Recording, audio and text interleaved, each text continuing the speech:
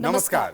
Prime समाचारमा स्वागत छ। म संगीता कटुवाल। म दिपेश किमिरे। सुरु गरौँ आजका प्रमुख समाचारबाट। सांघातिक आक्रमण श्रृङ्खलाबद्ध रूपमा हुन थालेपछि समाज त्रसित, हिंसा नियन्त्रणमा सरकार उदासीन, सर्लाही सदरमुकाममा कर्फ्यू आदेश जारी, गृहमन्त्रीमाथि दबाव। सरकार निकममा हुँदा सम्पत्ति शुद्धिकरणको सवालमा नेपाल जोखिमयुक्त मुलुक बन्ने खतरा, कालो धन नियन्त्रण नहुँदा अर्थतन्त्र नै जर्जर बन्ने विज्ञहरूको चेतावनी। सुदूरपश्चिमका हलियाहरूको जीवन कष्टकर, मुक्त घोषणा गरे पनि घाँस बाँस कपासको समस्या, तीनै तहका सरकारको उपेक्षाका कारण अस्तित्व नै सङ्कटमा। अफ्रिकी मुलुक मोरक्कोमा शक्तिशाली भूकम्प, कम्तीमा 800 जनाको मृत्यु, सयौं घाइते, भग्नावशेषमा फँसेकाहरूको उद्धार जारी।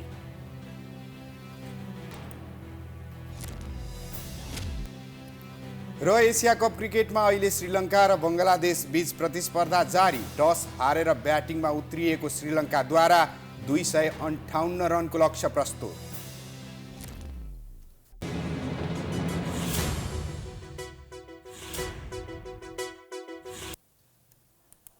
प्राइम समाचार अब विस्तारमा। नेपालमा पछिल्लो समय आपराधिक घटनाहरू बढ्दै जाँदा राजनीतिक कर्मीदेखि आम नागरिकहरू नै त्रसित बन्नु परेको छ।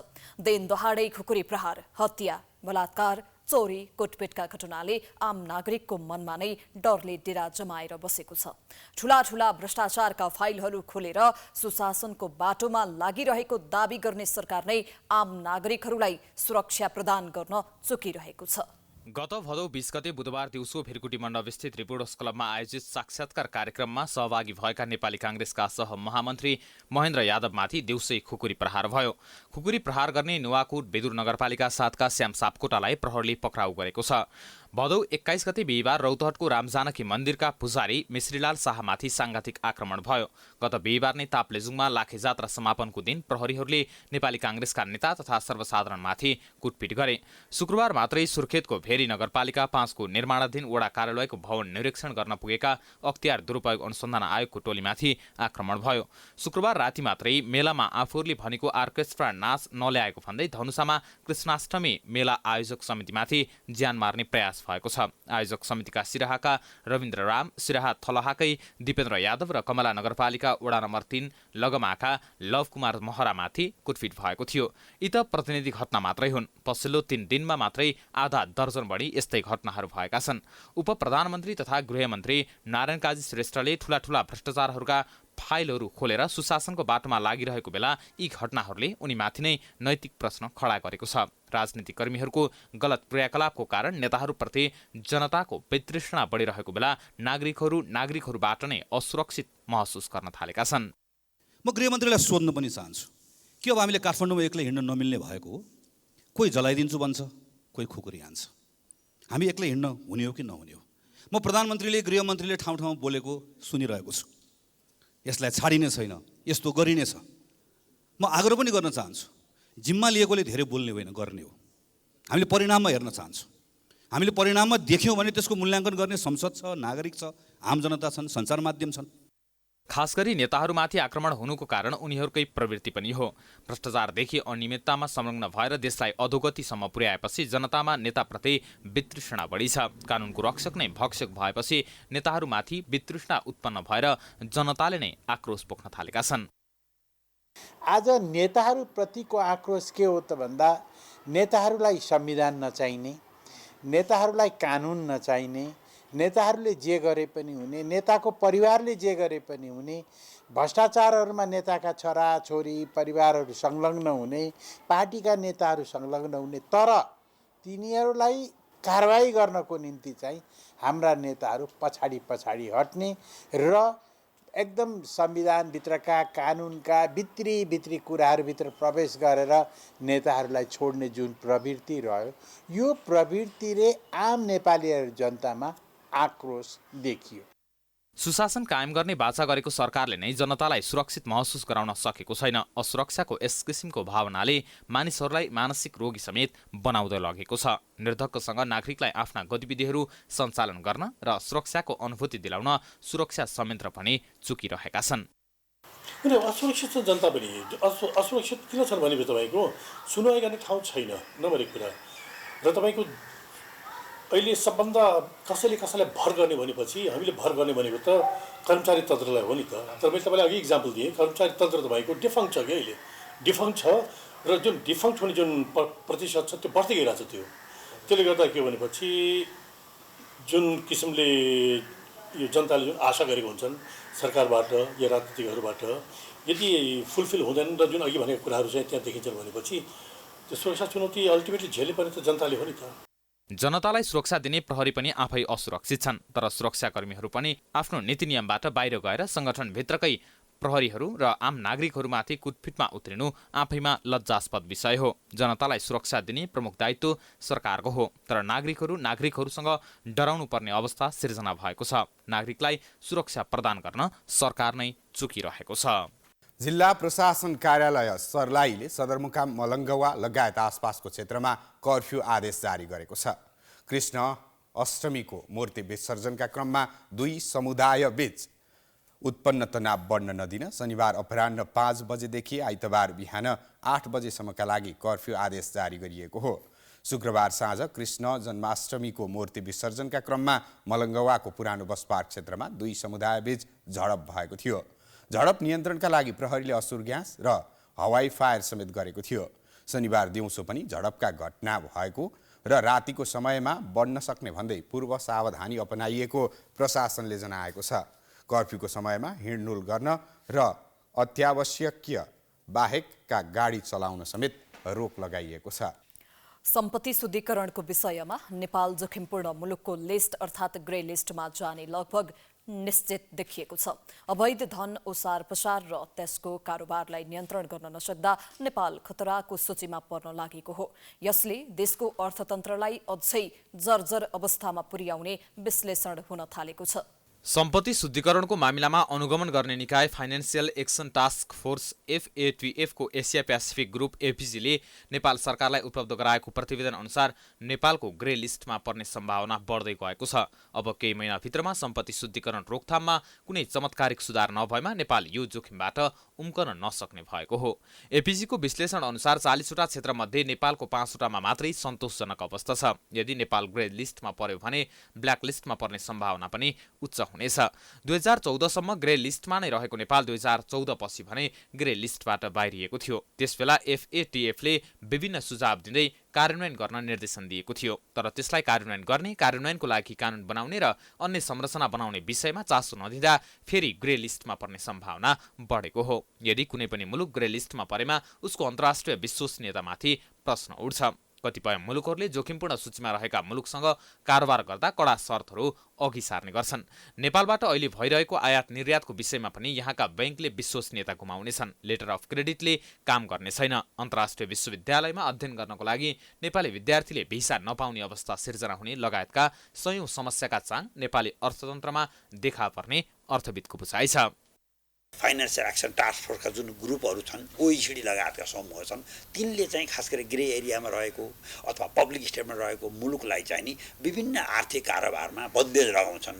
एक प्रकारले भन्दा चाहिँ उनीहरूले इकोनोमिक ब्लकेट भन्छ त्यसलाई, उनले चाहिँ आर्थिक रूपमा चाहिँ नि घेराबन्दी गर्छन्।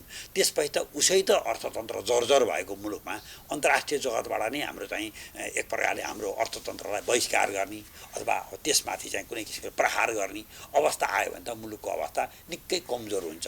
त्यसो त गत माघमा FATF को टोलीले नेपालको स्थलगत निरीक्षणपछि हिँड्ने बेलामा प्रारम्भिक प्रतिवेदन दिएको थियो, जसमा राज्यका निकायहरूको प्रभावहीनता र ठूला वित्तीय अपराधमा राज्यकै संरक्षणका कारण नेपाल जोखिमपूर्ण मुलुकमा पर्न सक्ने चेतावनी दिएको थियो। अहिले FATF को एसिया पेसिफिक ग्रुप APG को टोलीले राज्यका नियमनकारी निकायहरू शंकास्पद लगानी, गैरकानूनी धनको कारोबारको निगरानीमा अत्यन्त उदासीन र निष्प्रभावी देखिएको भन्दै उसले गैरकानूनी सम्पत्तिमाथि अनुसन्धानमा राज्यको अठोट हुन नसकेको निष्कर्ष निकालेको थियो। एपिसीले नेपालको सम्पत्ति शुद्धिकरण सम्बन्धी केही कानुन तत्काल परिमार्जनमा जोड दिएको छ। अवैध धन कारोबारका शङ्कास्पद क्षेत्रमा निगरानी बढाउनु पर्ने भन्दै भ्रष्टाचार, कर छली, अवैध कारोबारका बारेमा सार्वजनिक र निजी क्षेत्रलाई संवेदनशील बनाउन सुझाव दिएको छ। यी विषयमा सरकार तत्काल गम्भीर बनेर कुनै स्वार्थ समूहको पछि नलागी कानुन निर्माण र सम्पत्ति शुद्धिकरणको विषयमा निर्मम भएर लागेमा यो लिस्टबाट बच्दै अर्थतन्त्र सुधार्न सकिने विज्ञहरूको भनाइ छ। यी विधेयकहरू जुन कानुन छन् नि, फाइनेन्सियल एक्सन टास्क फोर्स सम्पत्ति शुद्धिकरण सम्बन्धी जुन जुन ऐन बनाउनु पर्ने हो बनिसकेका छन्, त्यसलाई पारित गर्नु पर्यो। किन ढिला गरेको? स्वार्थ समूहले जुन लबिङ गरेर रोकेर राखिरहेछन्, यी दलालहरूले जुन रोकेर राखिराखेका छन्, यी माफियाहरूले रोकेर राखिरहेछ, सरकारले चिर्न सक्नु पर्यो। एपिजीले मानव बेचबिखन, लागु औषध कारोबार र त्यस सम्बन्धी अपराध, वातावरणीय अपराध र अन्तर्राष्ट्रिय अपराधमा अनुसन्धान बढाउने लगायतका सुझाव दिएको छ। यदि सरकारले यसको गाम्भीर्यतालाई नबुझी खिलाँची मात्र गरेमा देश र देशको अर्थतन्त्र पाकिस्तानको भन्दा अझै तल्लो तहको हुने विश्लेषण हुन थालेको छ। कोशी प्रदेशमा कुनै दलले स्पष्ट बहुमत प्राप्त गर्न नसक्दा 9 महिनाको अवधिमा 4 पटक सरकार फेरबदल भएको छ। बिहिबार सर्वोच्च अदालतले पुनः हिक्मत कुमार कार्कीलाई मुख्यमन्त्री नियुक्त गर्न परामर्श जारी गरेपछि थप सङ्कट पैदा भएको छ। अब सत्ता सञ्चालनका लागि राजनीतिक सङ्कट पैदा भएपछि दलहरू मिलेर जाने कसरतमा जुटेका छन्।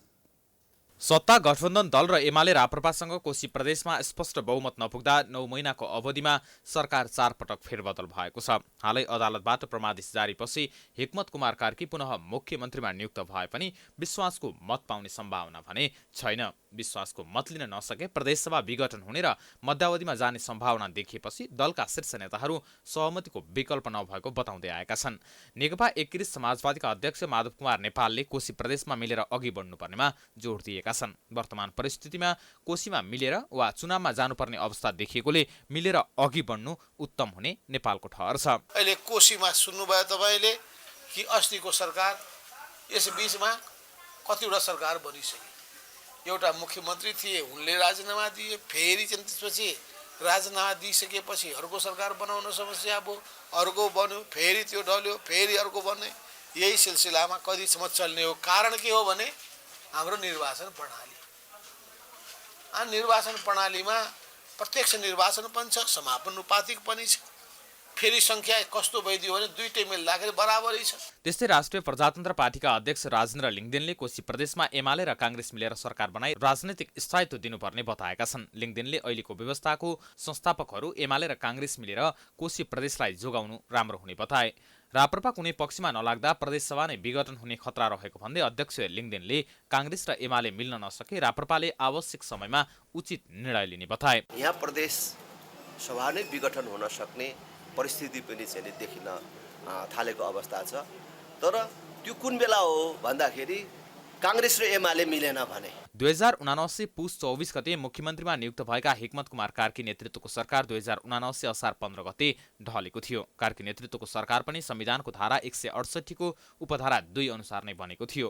त्यसपछि असार 21 गते सभामुख बाबुराम गौतमको समेत समर्थनमा उद्धव थापा मुख्यमन्त्री नियुक्त भएका थिए, जसलाई सर्वोच्च अदालतको आदेशले साउन 11 गते पदमुक्त गरेको थियो। पुनः संविधानको सोही धारा र उपधारा अनुसार साउन 17 गते मुख्यमन्त्रीमा नियुक्त भएका थापाले विवादास्पद ढङ्गले विश्वासको मत लिए र सर्वोच्चले पुनः भदौ 21 गते उनलाई बर्खास्त गरेको हो। अदालतले सभाध्यक्षको मतलाई अस्वीकार गरेसँगै उनी पदबाट मुक्त भएका हुन्। बहुमत सिद्ध गर्न नसकेर सत्ताबाट बाहिरिनु परेका कार्कीले फेरि बहुमत सिद्ध गर्न नसक्ने स्पष्ट छ। दलहरूले गठबन्धन फेरबदल नगरेसम्म वा नयाँ सहमति नगरेसम्म प्रदेशको परिस्थिति जटिल मोडतिरै जाने देखिन्छ। सरकारले हलिया मुक्त घोषणा गरेको 15 वर्ष बितेको छ। हलिया प्रथा मुक्त गरेको सरकारले मुक्त भएका हलियाहरूको उचित व्यवस्थापन गर्न नसक्दा जनजीवन झन कष्टकर बनेको छ। कञ्चनपुर लगायत सुदूरपश्चिमका अधिकांश जिल्लाहरूमा हलियाका रूपमा रहेकाहरू मुक्त भए पनि उचित बसोबास र जीवनयापनका लागि रोजगारमुखी कार्यक्रमको व्यवस्था नहुँदा झन समस्यामा परेका छन्। मुक्त भएको 15 वर्ष बितिसक्दा समेत दास प्रथामा शोषित भई पिल्सिएका हलियाहरूको सरकारले उचित बसोबास र रोजगारीमुखी कार्यक्रम नहुँदा मुक्त हलिया परिवार नदी तटीय क्षेत्र, सामुदायिक वन नजिक राजमार्ग छेउमा झुपडी बनाएर बस्न बाध्य छन्। केही हलियाहरूका लागि सरकारले जग्गा खरिद गरी बस्ने घरसम्म निर्माण गरिदिएको छ। तर रोजगारमुखी कार्यक्रम नहुँदा दैनिक जीवनयापन चलाउन समस्या भएको छ। कञ्चनपुरको भीमदत्त नगरपालिका, बेदकोट नगरपालिका, पुनर्वास नगरपालिका लगायत क्षेत्रमा पुनर्स्थापित भएका हलियाहरूलाई 2 कोठा र 1 बरन्डा सहितको घर निर्माण गरिए पनि उनीहरूको उचित व्यवस्थापन र रोजगारी नहुँदा सकसपूर्ण जीवन बिताउन बाध्य छन्।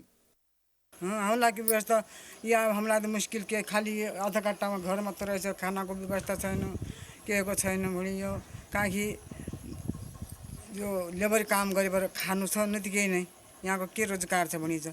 सहयोग भन्न लाग्यो जो कोरोनामी त अब राहत साथ दिया हो, अब अहिले त कसैले के त क्या छैन भनी अब 5-6 वर्षसम्म हाम्रो न व्यवस्था भएको छ न के भएछ, न यहाँ आएर अब तपाईँको व्यवस्था हुन्छ भनेर भन्छन्, त्यस्तो केही छैन। त्यही हलिया मुक्तिवालाले भने हो दिन्छु। पहिलादेखि त हामीले चलाउँदै आयो, यो 7औं घरमा पुग्यौँ हामी। पहिले त यो घरमा बसाल्यो, त्यो घरबाट अर्को घरमा बसाल्ने, अर्को घरबाट अर्को घर भन्दा भन्दै यो 7औं घरमा पुग्यौँ। कञ्चनपुरको भीमदत्त नगरपालिका 19 बागफाँटामा मुक्त हलियाका लागि भन्दै 35 घरहरू निर्माण गरिएका छन्। तर 35 घरमध्ये हाल 23 घरमा मात्रै मुक्त हलिया बस्ने गरेका छन्। खाली घरमा ताला लगाएर कामको खोजी गर्दै कतिपय परिवार त्यहाँबाट बसाइसराई समेत गरिसकेका छन्।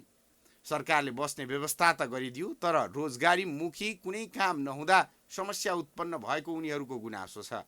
अधिकांश मुक्त हलियाहरू घर नै छाडेर पुनः हलियाकै अवस्थामा फर्किन बाध्य समेत भएका छन्। अहिलेको लागि हजुर हामीलाई त यो तातो दुध उडेल्नु न निल्लु भयो। हामीलाई यहाँ जाउँ न वहाँ जाउँ, उही हाँगोमी कुकुर रोक्या जस्ता भयौँ हजुर हामी। उही त हाम्रो लागि यो निगा बनाइदेऊ, हाम्रो लागि हाम्रो अगाडि पठाइदेऊ, यो दुःख छ हामीलाई। छैन त हजुर, अब हलिया लागि त खाएको छैन, अब खलैत बनाएर खाएको छ हो। तर हलियामा कोचेर बनाइदियो त यहाँ त समस्या राखेन हाम्रो माथि। त्यस्तै बेदकोट नगरपालिका 6मा मुक्त हलियाका लागि भन्दै बनाइएका 19वटा घरमध्ये 12वटा घर मात्रै बस्न योग्य छन्। अन्य 7 घर अझै निर्माणाधीन अवस्थामा अलपत्र परेका छन्। लाखौं लगानी गरेर निर्माण भएका घरहरू खण्डहरमा परिणत भएका छन् भने खाली घरहरू अहिले दुर्व्यसनीको अखडा बन्दै गएका छन्। पुनर्स्थापनाका साथै शिक्षा, स्वास्थ्य, रोजगारी, दिगो जीविकोपार्जन, सामाजिक सशक्तिकरण र समावेशीकरण सम्बन्धी मुद्दालाई सरकारले विशेष प्राथमिकतामा राखी प्रभावकारी रूपमा कार्यान्वयन गर्न नसकेका कारण मुक्त भएका हलियाहरू समस्यामा परेको स्थानीय सरकार स्वीकार गर्छ। उहाँहरू पनि अभिलेख राखेर उहाँहरूलाई पनि कसरी व्यवस्थापन गर्ने भन्ने बारेमा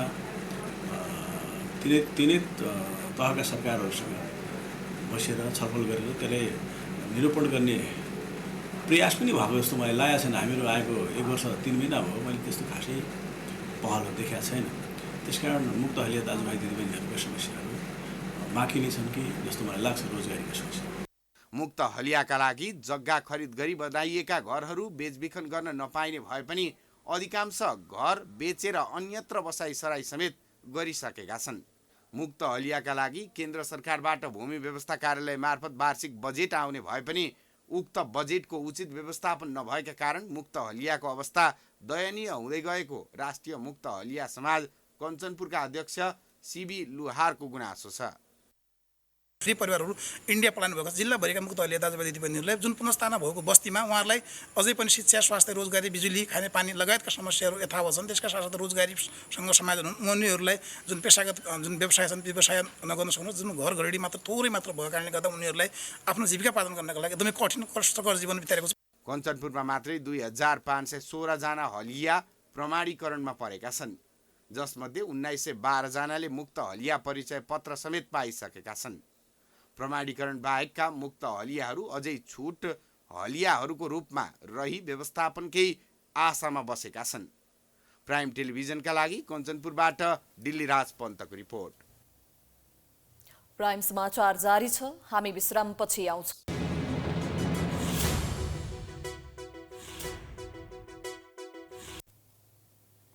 विश्रामपछि स्वागत छ। अब बाँकी समाचार। हिन्दू नारीहरूको महान पर्व तीज आउनु पूर्व नै चहल पहल सुरु भइसकेको छ। आफन्त, नातागोता र साथी सङ्गीको बाक्लिदो भेटघाटले पनि तीजको उल्लास भित्रिसकेको देखिन्छ। तीज आउनु पूर्व नै तीजको रौनक तातिँदै गर्दा महिला दिदीबहिनीहरू जति उत्साहित देखिएका छन्, व्यापारीहरूमा भने खासै उत्साह देखिएको छैन। असोज 1 गते पर्ने हिन्दू नारीहरूको महान चाड तीजको चहल पहल धुमधामका साथ सुरु भइसकेको छ। महिलाहरू माइत जाने, दर खाने, आफन्त र साथीभाइसँग भेटघाट गर्ने र व्रत बस्ने तयारीमा छन् भने बजारमा पनि ग्राहकको भिड लाग्न थालेको छ। घर घरमा तीजको तयारी चलिरहँदा सामूहिक रूपमा तीजको उत्सव मनाउने र दर खान भेला हुने क्रम भने तीव्र रूपमा बढिरहेको छ।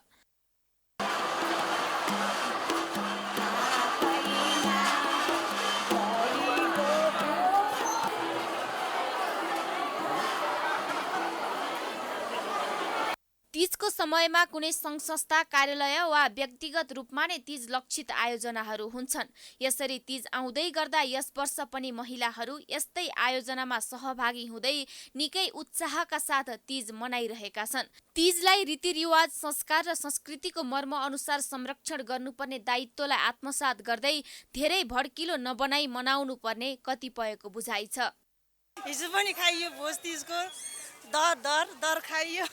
साथीले भर्खर यहाँ तीजको लुगा पनि किनिदिएछ, रातो कुर्ता होइन। सकेको गर्ने हो होइन, राम्रो लाउन त जसलाई नि मन लाग्छ नि, मलाई नि मन लाग्छ, साथी सर हिँड्न नि मन लाग्छ होइन। अब सक्दो गर्नुपर्छ, त्यस्तो विधि नचाहिँदो गर्न हुँदैन।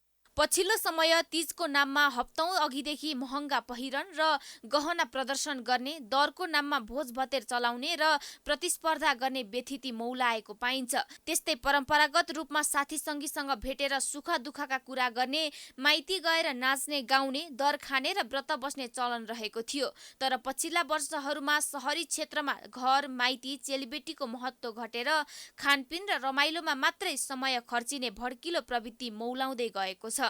पहिलाको तीज चाहिँ कस्तो हुन्थ्यो भने त्यो बाध्यताले सृजित अवस्थाबाट बाहिर निस्किने एउटा माध्यम हुन्थ्यो कि वर्षौँसम्म नभेटेको, महिनौँसम्म नभेटेको परिवारलाई भेट्ने कुरा हुन्थ्यो, दुःख पीडा सुनाउने कुराहरू हुन्थ्यो। तर अहिलेको तीज त्यसो होइन नि त। त्यसैले गर्दाखेरि मलाई लाग्छ यसलाई चाहिँ निरन्तरता दिनुपर्छ, तर विभेद हटाएर र अलिकति भड्काव हटाएर। तीजको उल्लासले छुँदै गर्दा महिलाहरू बजारमा गएर किनमेल पनि गर्ने गर्छन्। तर यसपालिको तीजमा भने काठमाडौँका मुख्य बजारका व्यापारीहरू खासै उत्साहित देखिएका छैनन्। विगतका वर्षको तुलनामा अहिले व्यापारमा निकै कमी आएको उनीहरूको गुनासो छ। खासै त्यति चहलपहल त छैन, मन्दीको असरले होला। तर अस्ति साउनभन्दा त अलिकति छ, अलिकति बढेको छ। तपाईँ त्यही भन्दैछ होइन, धेरै ठोर पहिलाको तुलनामा आज छँदै छैन होइन, अलिअलि कमै छ, पहिलाभन्दा धेरै कम छ। अहिले हुन पनि त प्याकै हो, तर आर्थिक मन्दीले गर्दाखेरि खास मान्छे नै छैन। तपाईँ आफै बजारमा हेर्नु न, सुनसानै छ। नभए त अहिले खुट्टा राख्ने ठाउँ नै हुँदैन थियो कि। अब व्यापार सेपार त अहिले डामाडोलै भइरहेछ। विशेष गरी तीज 2 दिनको पर्व हो। एक दिन दर खाने र अर्को दिन व्रत बस्ने। तर यो 2 दिनको पर्वलाई हप्तौं अघिदेखि मनाउने प्रवृत्ति बढेको छ, जसकारण मौलिक र सरल रूपमा मनाइने पर्व भड्किलो बन्दै गएको अवस्था छ। यसरी प्रतिस्पर्धात्मक सोचका कारण यो पर्वले गरिब र धनीमा विभेद भएको पाइन्छ, जसकारण पर्व मनाउने नाममा धेरै खर्च नगरी पुराना संस्कृतिलाई सबै मिलेर जगेर्ना गर्नुपर्ने देखिन्छ। चलचित्र #मायाको सुटिङ चलिरहेकै बेला गत असार 21 गते उक्त चलचित्रका नायक शाहरुख ताम्राकारले आत्महत्या गरे। उनको आत्महत्यालाई धेरैले हत्यासँग जोडेर छानबिनको माग गरिरहेका छन्। तर प्रहरीले अहिलेसम्म के कति अनुसन्धान गर्यो भन्ने सार्वजनिक भएको छैन। आज फेरि उनै शाहरुखको निधनबारे निष्पक्ष छानबिनको माग गर्दै काठमाडौँमा र्याली निकालिएको छ। कलाकार शाहरुख ताम्राकारको निधनबारे निष्पक्ष छानबिनको माग गर्दै उनका समर्थकहरूले शान्तिपूर्ण र्याली निकालेका छन्। शाहरुखको निधन भएको 2 महिना भइसक्दा समेत सत्य तथ्य बाहिर नआएको भन्दै उनीहरूले ज्ञानेश्वर चोकदेखि माली गाउँसम्म मौन र्यालीको आयोजना गरेका हुन्। र्यालीमा सहभागीहरूले प्रहरीले छानबिन गरिरहे पनि अहिलेसम्म कुनै निष्कर्ष नआएकोले दबाब दिनु परेको बताए। पोस्टमार्टम रिपोर्टले हत्या भएको नदेखाए पनि उनको आत्महत्याको कारण भने अनेक शंका तथा उपशंका भइरहेका छन्। उनलाई आत्महत्या गर्न दुरोत्साहन वा बाध्य पार्ने केही पक्ष भएको भन्ने अड्कलबाजीहरू भइरहेका छन्। शाहरुखको मृत्युपछि चलचित्र #मायामा आबद्ध कलाकारहरूमाथि विभिन्न शंका गरिएको छ। विशेष गरी चलचित्रकी अभिनेत्री नम्रता श्रेष्ठको आग्रहमा एक दिन शाहरुख मध्यरात 12 बजे दोलाल घाटको मसान घाटमा गएर पूजा गरेका भनिएको छ। उक्त घटना शाहरुखको निधन हुनुभन्दा 7 महिना अगाडिको हो। तान्त्रिकसँग मध्यरातमा गएर भेटेर बोका समेत काटेको कुरा चलचित्रका निर्देशक राजीव गुरुङले नै पुष्टि गरेका छन्। कालो बोको अब के अरे म त त्यो होटेलमा त बसेको थिएँ, तर म त्यहाँ मसानमा गएर काट्ने यताउति म पार्टिसिपेट चाहिँ गरेको थिएन, तर मासु चाहिँ लिएर आएको थियो काटेर। मसान घाटमा अभिनेत्री नम्रताले लगेको भनेपछि धेरैले उनै नम्रतामाथि आशंका गरेका छन्। तर नम्रताले भने आफूमाथि अनावश्यक आशंका गरिएको भन्दै निराशासहित सामाजिक सञ्जालबाट स्पष्टीकरण दिइसकेकी छिन्। उनले मिडियाले आफ्नो बारेमा नकारात्मक र कपोकल्पित समाचार एकतर्फी रूपमा प्रसारण गरिएको आरोप लगाएकी छन्। साथै उनले आफू महिला भएकै कारण आफूमाथि यस्तो आक्रमण भएको बताएकी छन्। गत असार 31 गते नै नेपाल चलचित्र कलाकार संघले अभिनेता शाहरुख ताम्राकारको निधनबारे छानबिन गर्न माग गरेको थियो। संघले एक विज्ञप्ति जारी गर्दै ताम्राकारको मृत्युको विषयमा गहिरो छानबिन गरी सत्य तथ्य प्रकाशमा ल्याउन माग गरेको हो। त्यसैगरी शाहरुखकी आमा रुक्मणी ताम्राकारले पनि फेसबुक मार्फत छोराको मृत्युको निष्पक्ष छानबिन हुनुपर्ने र यथार्थ बाहिर आउनुपर्ने माग राखेकी छिन्। शाहरुखको फोन डिटेल्सलाई पनि बाहिर ल्याउन उनले प्रहरी प्रशासनलाई अनुरोध गरेकी छन्। शाहरुखको मृत्युको झण्डै 1.5 महिनापछि बुबा तथा अभिनेता सानु ताम्राकारको पनि निधन भइसकेको छ। 31 वर्षीय शाहरुख कलाकार सानु ताम्राकारका छोरा हुन्। छोराको निधनपछि थला परेका 74 वर्षीय बाबु सानुको भदौ 9 गते निधन भएको हो। शिक्षण शुल्क लगायत प्रशासनको व्यथितिको विरोध गर्दै त्रिचन्द्र क्याम्पसमा विद्यार्थीले गरेको तालाबन्दी 3 दिनसम्म पनि खुल्न सकेको छैन। पठन पाठनका लागि कक्षा कोठा र शैक्षिक सामग्री समेत उपलब्ध हुन नसकेको भन्दै मनोविज्ञान विषय अध्ययनरत विद्यार्थीहरूले तालाबन्दी गरेका थिए। चर्को शुल्क फिर्ता, नियमित कक्षा सञ्चालन, ट्रेनिङ र परामर्शको व्यवस्था लगायतका विषयमा विद्यार्थीहरूले माग राखेका छन्। डबल फी लिइसक्दाखेरि पनि दुःख लाग्दो कुराहरू चाहिँ के छ भन्दा हाम्रो आफ्नो डिपार्ट त्यो कुनामा छ हैन, क्लास चाहिँ हामी इन्भाइरोमेन्टको त्यो कर्नरमा जान्छौँ के, न डिपार्ट र क्लास एक ठाउँमा छ हैन।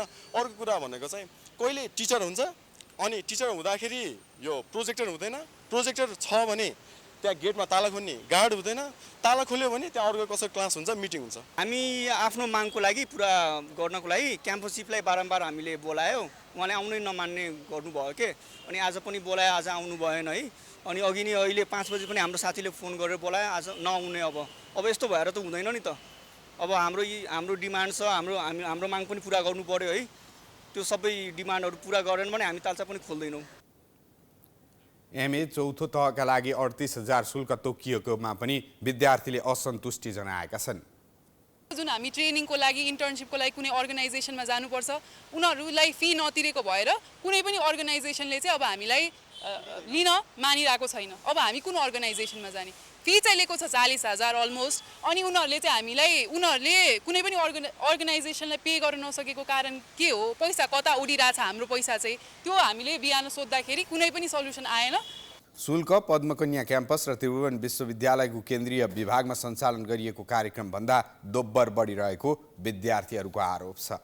सुन तस्करीमा राज्यका उच्च निकायमा रहेका व्यक्ति र तिनका आफन्त नै मुछिएको प्रहरी अनुसन्धानले देखाएको छ। सत्ताको बागडोर सम्हालिरहेको दल माओवादी केन्द्रका नेताहरू र तिनका परिवारको संलग्नताको आशंकामा छानबिन भइरहेको छ। विद्युतीय सिगरेट भेप मार्फत भएको 9 किलो सुन तस्करी होस् या ब्रेक्सु मार्फत भएको करिब 61 किलो सुन तस्करी होस्, तस्करी गर्ने र गराउने सबैमा माओवादी नेताहरूको नाम अघिल्लो श्रेणीमा नै छ। गत साउन 2 गते त्रिभुवन अन्तर्राष्ट्रिय विमानस्थल भन्सार कार्यालयबाट बाहिरिएको 60 किलो सुन तस्करी र गत वर्ष भेपमा लुकाएर ल्याइएको 9 किलो सुन तस्करीमा 18औं नम्बरमा पक्राउ परेका मुख्य नायकी एवं तस्करी गरिएको सुनका व्यवस्थापक चिनिया नागरिक डाबा छिरिङ पक्राउ परेपछि तस्करसँग नेताहरूको संलग्नता एकाएक खुल्न थालेको छ। विद्युतीय चुरोट भेप मार्फत सुन तस्करी गर्दा माओवादी नेता तथा पूर्व सभामुख कृष्ण बहादुर महरा र उनको छोरा राहुलको नाम जोडियो। छोरा राहुल महरा आफै प्रहरी हिरासतमा पुगेका छन्। त्यति मात्र होइन, पूर्व उपराष्ट्रपति नन्दबहादुर पुनका छोरा दिपेश पुनलाई पनि सिआइबीले बयान लिएको छ।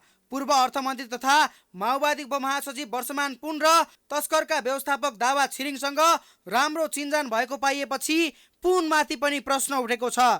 हुँदा अहिले माओवादीका 4 पूर्व मन्त्रीका सचिवालय सदस्य भएर काम गरेका भीमाकान्त भण्डारीको पनि तस्करीमा संलग्नता देखिएको छ। माओवादीका नेताहरू कृष्णबहादुर महरा, वर्षमान पुन, हितराज पाण्डे र आशा कोइराला मन्त्री रहेका बेला भण्डारी सचिवालय सदस्य थिए। अहिले सुन तस्करी प्रकरणमा भण्डारी संलग्न रहेको प्रमाण फेला पारेपछि सिआइबीले अनुसन्धान गरिरहेको छ। यसरी माओवादी पूर्व मन्त्रीका सचिवालय सदस्य नै यस प्रकरणमा मुछिएपछि नेताहरूकै संलग्नता नहोला भन्न कसरी सकिन्छ?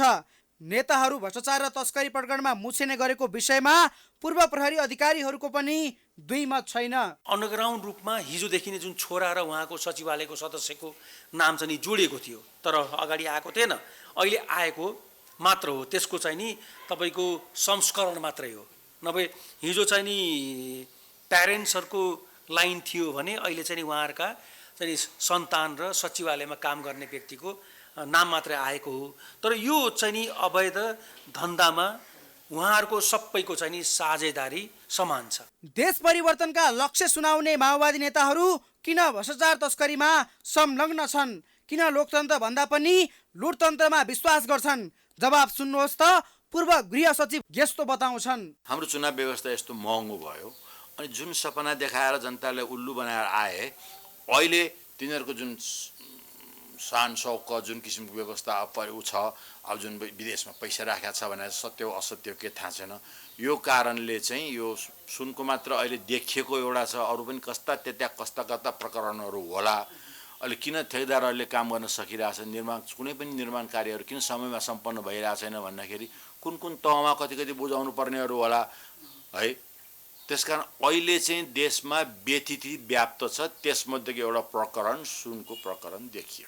जनक्रान्तिबाट झ्याउ मानेर धन प्राप्तिको बाटोमा यति बेला राजनीतिक दलका नेताहरू लागिरहेका छन्। सिङ्गो राष्ट्रलाई चलाउने राजनीतिमा लागेकाहरू नै यस्तो फोहोरी खेलमा लागेपछि सुशासन र भ्रष्टाचार मुक्त देशको परिकल्पना कसरी गर्न सकिन्छ? नेपालका लागि चिनिया राजदूत छङ सोङले नेपाल भारत सम्बन्धका विषयमा गैर कूटनीतिक अभिव्यक्ति दिएको बारे प्रधानमन्त्री प्रचण्डले चासो राखेका छन्।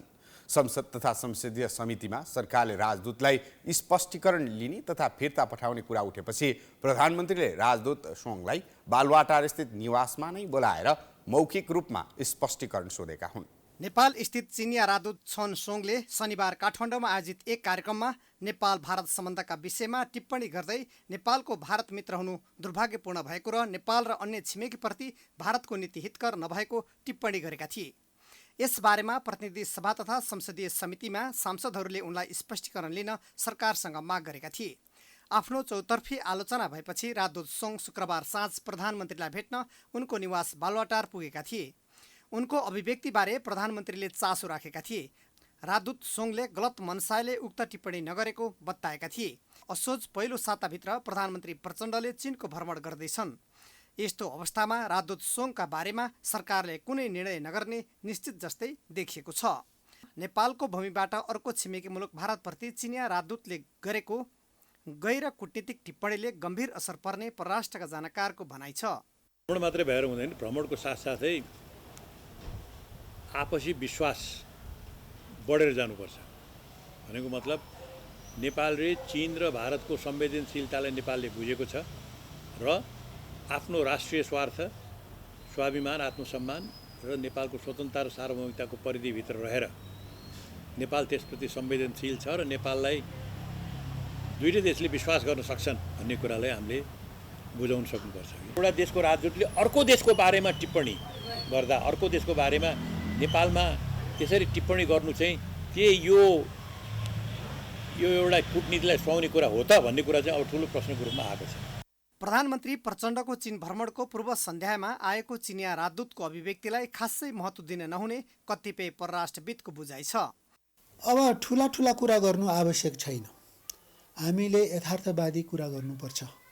त्यो के भनेदेखि BRI अन्तर्गत केही काम गर्ने हो भने ठिक छ, हाम्रो राष्ट्रिय हितमा छैन भने हामी त्यो लिन सक्दैनौँ। लिन नसक्ने कुरा हामी लिन्छौँ, भारी बोक्न सक्छौँ भनेर भन्न हुँदैन। होइन, त्यो कूटनीतिज्ञहरूले बोलेको कुरालाई चाहिँ नि हामीले त्यति महत्त्व दिनु हुँदैन।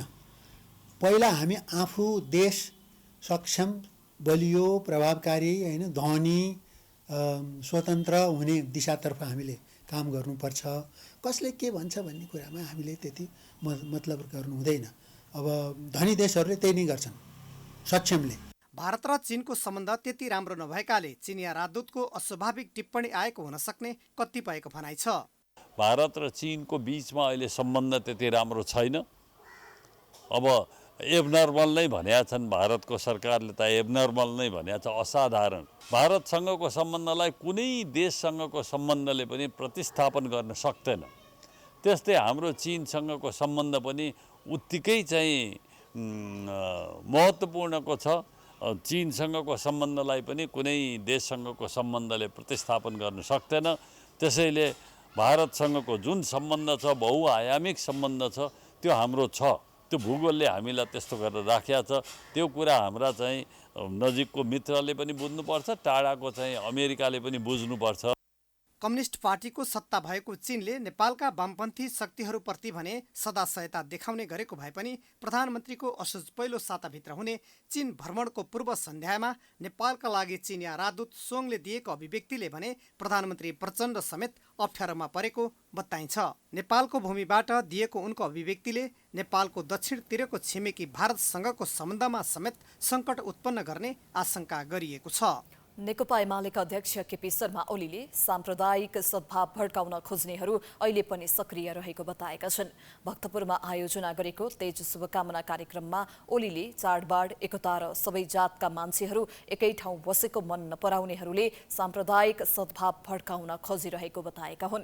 ओलीले सामाजिक सुप्रबन्ध र व्यवस्थालाई राम्रो बनाउन चाडपर्वहरूको विशेष महत्त्व रहेको बताए। उनले मुलुकको अवस्थामा परिवर्तन ल्याए पनि पूर्ण सन्तोषजनक हुने अवस्था नरहेको धारणा राखे। परिवर्तन ल्याएका छौँ अवस्थामा, तर पुरा सन्तोष गर्ने अवस्था नहुनु एउटा कुरा छ, सन्तोष गर्ने अवस्था बनेको छैन।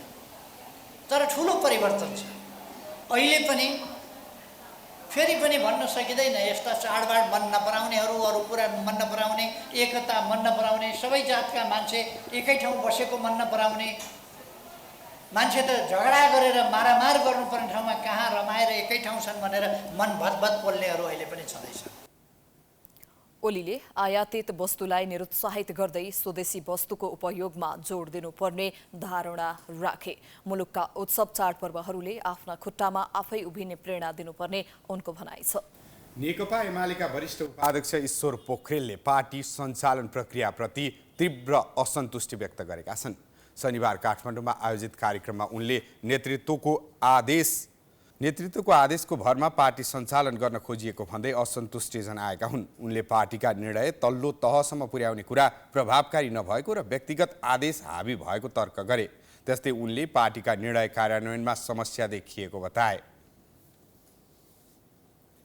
पार्टी विस्तार तथा सुदृढीकरण, यो पार्टी विस्तार कसरी गर्ने, पार्टीलाई सुदृढ कसरी गर्ने र यस विषयमा माथिबाट आउने नेताहरूले मात्र बोल्ने होइन, तल सहभागी हुने कमरेडहरूले पनि आफ्ना भनाइहरू प्रस्तुत गर्न पाउने यो अन्तर्क्रिया कार्यक्रम, यो हाम्रो पार्टी कामको उभौली मिलेको छैन। केन्द्रमा एउटा निर्णय हुने तर तल्लो तहमा नपुग्ने गरेको पोखरेलको भनाइ छ। अहिले एमाले पार्टी हावादारी भएको पोखरेलको तर्क छ। अर्को प्रसङ्गमा उनले सारा विरोधीहरू एक ठाउँमा जम्मा भएर एमालेलाई सिद्ध्याउने हिसाबले हमला गरिरहेको आरोप समेत लगाए। नेपाली कांग्रेसका नेता डाक्टर शेखर कोइरालाले पार्टी विरुद्धको भ्रम चिर्नका लागि अब कांग्रेसले नेतृत्वको सरकार बन्नुपर्ने बताएका छन्। शनिबार चितवनमा कांग्रेस चितवनले आयोजना गरेको जिल्ला भेलालाई सम्बोधन गर्दै कोइरालाले अहिले कांग्रेस सरकारमा हुँदा पनि कुनै काम गर्न नसकेको र पार्टी विरुद्ध पनि विभिन्न भ्रम छर्ने प्रयास भइरहेको भन्दै यसलाई चिर्नका लागि अब कांग्रेस नेतृत्वको सरकार बन्नुपर्ने बताएका हुन्। अहिले देशमा फैलिएको राजनीतिक, आर्थिक, सामाजिक, सांस्कृतिक, धार्मिक अराजकता नियन्त्रण गर्न पनि कांग्रेसको सरकार आवश्यक रहेको उनको भनाइ छ। संसदीय प्रणालीमा प्रधानमन्त्री बाहेक अरू मन्त्रीहरूको कुनै रोल हुँदैन। यो बुझ्न हामीले जरुरी छ। प्रधानमन्त्री र मुख्य सचिव बसेर निर्णय गरेपछि त्यही निर्णय सदर हुन्छ। मान्दिन कुनै मन्त्रीले भन्नुहुन्छ भने राजीनामा देऊ जाऊ, सकियो। त्यसकारण नेपाली कांग्रेसको नेतृत्वमा सरकार अब हुन जरुरी छ। अहिलेको निर्वाचन प्रणालीबाट देशमा कुनै एक पार्टीको मात्रै सरकार बन्न नसक्ने भएकाले प्रत्यक्ष निर्वाचन प्रणाली राख्नुपर्ने उनको भनाइ छ। उपप्रधान एवं गृहमन्त्री नारायण काजी श्रेष्ठले कमिसन र भ्रष्टाचारको जालो अन्त्य नगरेसम्म समृद्ध मुलुक बनाउन नसकिने बताएका छन्। ज्यापु महागुठी नेपालले काठमाडौँमा आयोजना गरेको कार्यक्रममा श्रेष्ठले सरकारले अहिले सुशासन र समृद्धि र सामाजिक न्यायलाई आफ्नो कार्यभारको मूल मन्त्र बनाएको भन्दै कमिसन र भ्रष्टाचारको जालो तोड्दै मुलुकलाई समृद्ध दिशातर्फ अघि बढाउने बताएका हुन्। सरकारले भ्रष्टाचार विरुद्ध ठूला अभियान सुरु गरेको र जनताबाट समर्थन पाएकाले कुनै हालतमा विश्राम नलिने उनको भनाइ छ। सुशासन, समृद्धि र सामाजिक न्यायलाई आफ्नो कार्यभारको मूल मन्त्र बनाएको छ। यही आधारमा हामीले काम गरिराखेका छौँ र तपाईहरुले देख्नु भएको छ सरकारले भ्रष्टाचार विरोधी ठुलठुला अभियान, दण्डहीनता विरोधी ठुलठुला अभियानहरू अहिले सञ्चालन गरेको छ र आम जनसमुदायबाट व्यापक समर्थन प्राप्त भएको छ र हामी यसलाई विराम नलिकन अगाडि बढाउनेछौँ। सामाजिक आर्थिक रूपान्तरणका साथै विकास र समृद्धिको बाटोमा मुलुक अघि बढेको भन्दै श्रेष्ठले राजनीतिक परिवर्तनसँगै जनताले पनि महसुस गर्ने गरी काम गर्ने प्रतिबद्धता जनाए। काठमाडौँमा आफ्ना बच्चाहरूलाई कसरी हुर्काउने भन्ने विषयमा अभिभावकहरूलाई प्रशिक्षण दिएको छ। शनिबार किड्स नेपालले आयोजना गरेको आधुनिक समयमा आनन्दित अभिभावकत्व विषयक कार्यक्रममा अभिभावकहरूलाई बच्चाको पालन पोषणदेखि शिक्षाको विषयसम्मको प्रशिक्षण दिएको हो। अभिभावकत्व जीवनभर बच्चाको समग्र विकासमा सहयोगी हुने प्रक्रिया हुने भएकोले बच्चालाई विशेष हेरचाह गर्न आग्रह गरिएको हो। अभिभावकको परिपक्वता, स्थिर र राम्रो पारिवारिक जीवन असल अभिभावकत्वको अर्को महत्त्वपूर्ण पक्ष रहेको वक्ताहरूले जोड दिएका छन्। बुझेको छ कि छैन, त्यो बुझाइ त्यो लेभलको छ कि छैन, किनकि communications come in hand in hand during development पिरियडमा कम्युनिकेसन भएन भने त्यहाँनिर डेभलपमेन्ट ल्याक हुन्छ।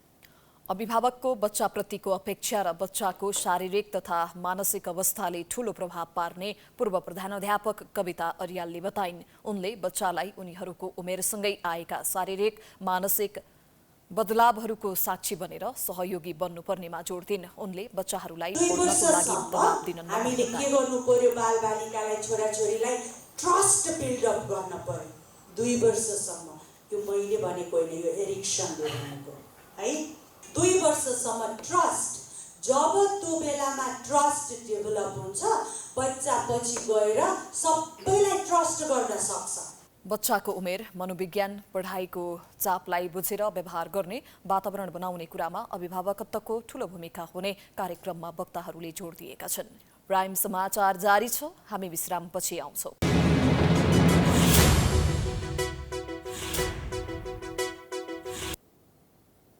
विश्रामपछि स्वागत छ। अब आर्थिक समाचार।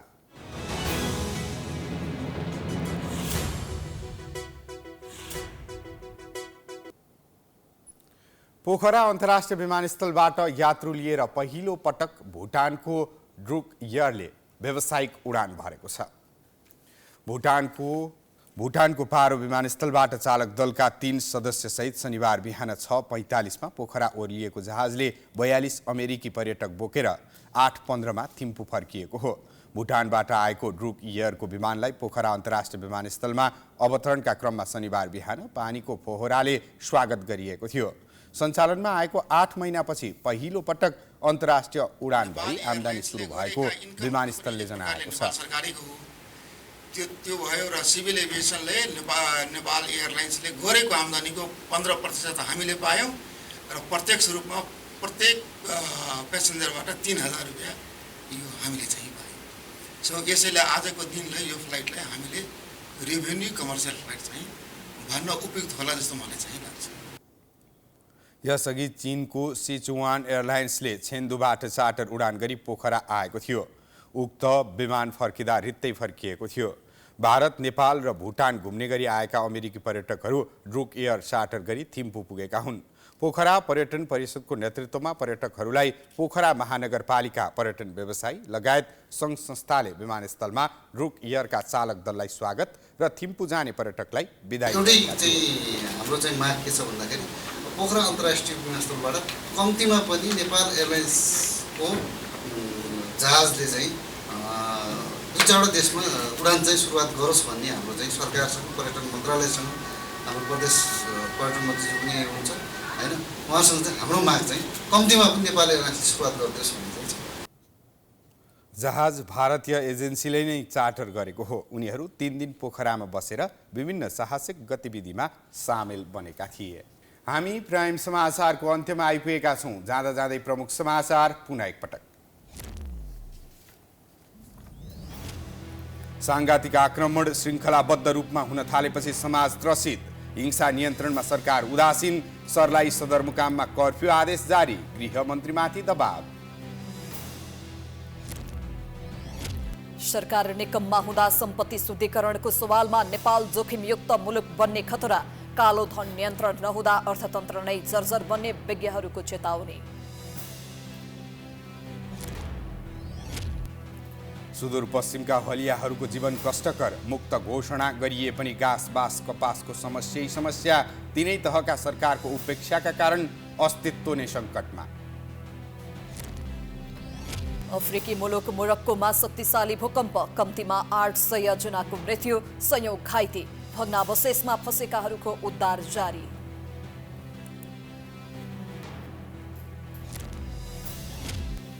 र एसिया कप क्रिकेटमा अहिले श्रीलङ्का र बङ्गलादेश बीचको खेल जारी। 258 रनको लक्ष्य पाएको बङ्गलादेश जवाफी ब्याटिङ गर्दै। प्राइम समाचार अहिलेलाई सकियो। यसपछिको प्रस्तुति जनता जान्न चाहन्छन् ऋषि धमलाको साथमा। हेर्दै गर्नुहोला प्राइम एचडी। नमस्कार।